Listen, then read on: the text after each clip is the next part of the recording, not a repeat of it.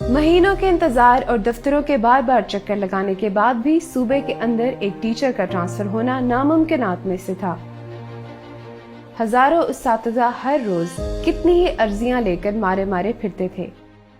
मेरा ताल्लुक सवात के इलाके बरीकोट से है। मेरी शादी मर्दान में हो गई और मुझे वहाँ से रोज़ाना सफ़र करके यहाँ स्कूल आना मेरे लिए मुमकिन नहीं था, जिसकी वजह से काफ़ी मसाइल का सामना हुआ। मैं तबादला के लिए पेशावर भी गई, एजुकेशन डिपार्टमेंट, लेकिन ये अभी तक मसला हल नहीं हुआ, जिसकी वजह से मुझे काफ़ी परेशानी है।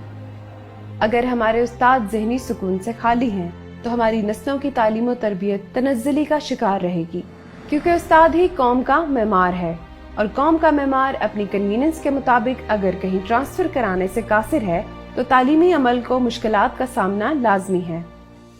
खैबर पख्तूनख्वा ने इस दर्द को समझा और आगे बढ़ा इस अज़्म के साथ। उस्ताज़ा को, खास तौर पर फीमेल उस्ताज़ा को इस परेशानी से निजात दिलाई और मुतारिफ करवाया तबादलों का जदीद और आसान हल, ई ट्रांसफर, जिसके जरिए लाखों उस्ताज़ा घर बैठे अपनी तरजीहात के मुताबिक तबादला करवा सकते हैं।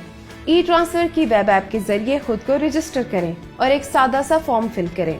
आपको आपके मतलूबा मकाम पर तबादला कर दिया जाएगा। ख़वातीन दूर दराज से आती हैं, उनके साथ बेटा होता है, ख़ावंद होता है, भाई होता है, वालिद होता है, वो दफ्तरों में आते हैं, चक्कर लगाते हैं।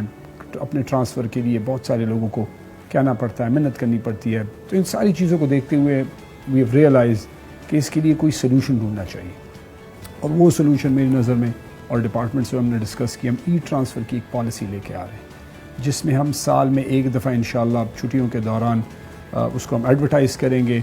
उसमें सीट्स आइडेंटिफाई होंगी कि कौन कौन सी सीटें हैं जो अवेलेबल हैं।